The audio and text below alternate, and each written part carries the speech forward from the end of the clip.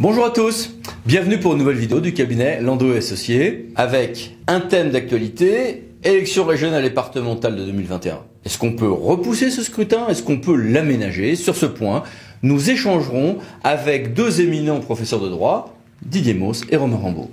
Et de fait, entre les difficultés pandémiques, quelques calculs politiques, le landerneau territorial bruisse de rumeurs sur un possible report de ces élections.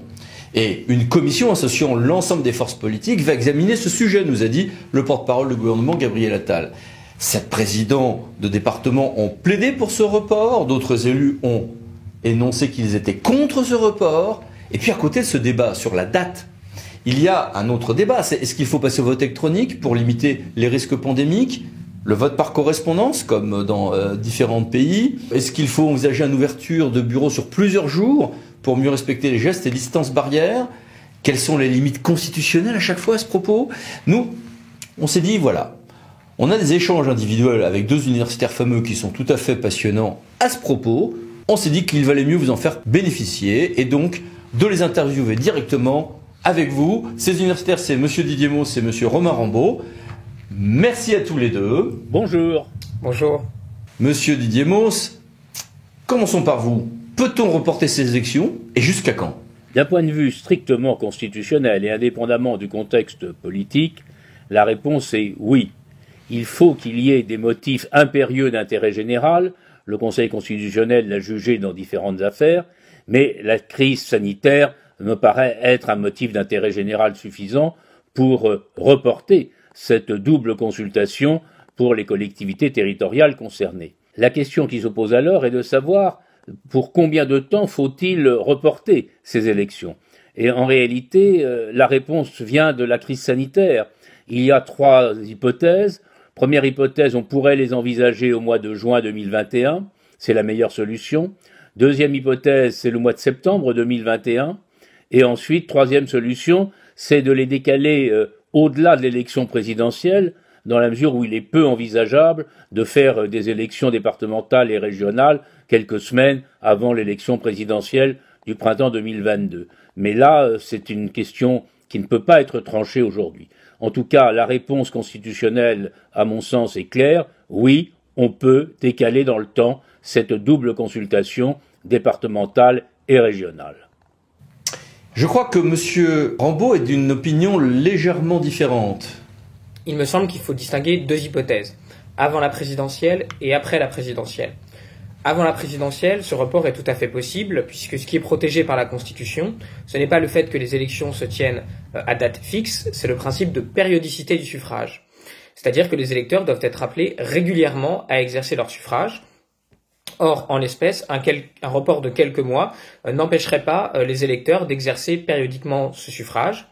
Cependant, il faut que ce report soit justifié par un motif d'intérêt général, d'après la jurisprudence du Conseil constitutionnel. Or, incontestablement, c'est le cas ici, puisque le report serait justifié par la crise sanitaire.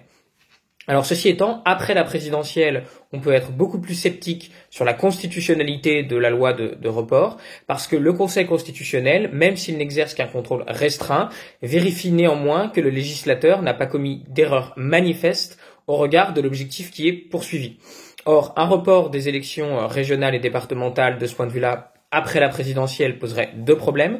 D'abord, il y aurait une difficulté au niveau de la périodicité du suffrage, puisque cela pourrait potentiellement représenter un report long, d'1 an et demi, voire 2 ans. Et ensuite, il y aurait des difficultés à justifier qu'on reporte les élections régionales et départementales sans reporter l'élection présidentielle, puisque l'enjeu, c'est la crise sanitaire, et on ne voit pas pourquoi on pourrait tenir une élection présidentielle avec la campagne électorale et les opérations de vote pendant la crise de la Covid-19, et alors qu'on ne pourrait pas tenir une élection départementale et une élection régionale. Il y a donc ici un risque d'incohérence de la part du législateur et donc d'une censure du Conseil constitutionnel au regard du fait que le législateur aurait adopté une méthode manifestement incohérente au regard des objectifs qu'il poursuit.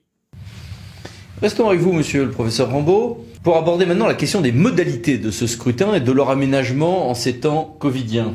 Il y a un véritable enjeu démocratique à l'adaptation des modalités de la campagne électorale et des modalités de vote dans la crise de la Covid-19, puisque c'est une crise, semble-t-il, de moyen long terme, et il ne faudrait pas que la démocratie s'arrête et que toutes les élections soit reporté parce qu'on n'arrive pas à surmonter les difficultés liées à la Covid. Et il y a un autre problème, évidemment, c'est celui de l'abstention.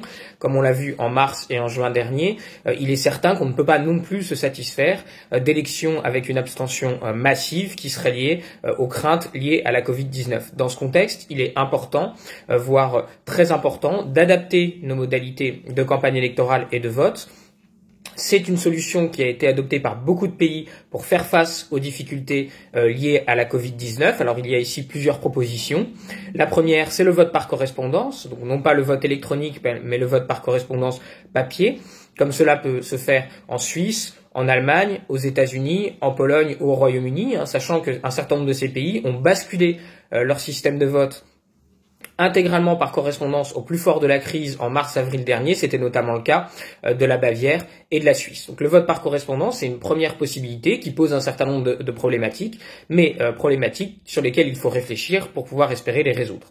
Deuxième possibilité, le vote anticipé, c'est-à-dire autoriser les électeurs français, ce qui n'est pas le cas aujourd'hui, à voter avant le dimanche pour espacer dans le temps le vote et ainsi réduire les risques de contamination.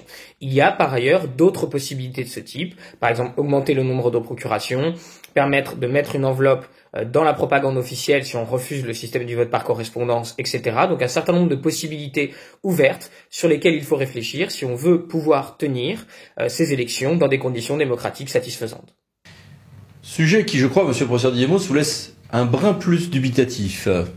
Si l'on admet qu'il est possible de décaler dans le temps les élections départementales et régionales, se pose immédiatement la question de savoir s'il convient d'aménager le dispositif juridique. On l'avait fait pour les élections municipales, en tout cas pour le deuxième tour, en permettant par exemple que chaque électeur dispose de 2 procurations et non plus d'une seule. Je ne vois pas d'obstacle à ce que de manière exceptionnelle on renouvelle cette possibilité. Par contre, il y a des idées qui traînent ici ou là, qui sont plus difficiles et sujettes à caution. Je pense en particulier à ceux qui préconisent le vote électronique à partir d'un ordinateur de son domicile. La difficulté, elle est en partie technique, mais également en partie démocratique. Est-ce que l'on peut justifier d'un isoloir à domicile?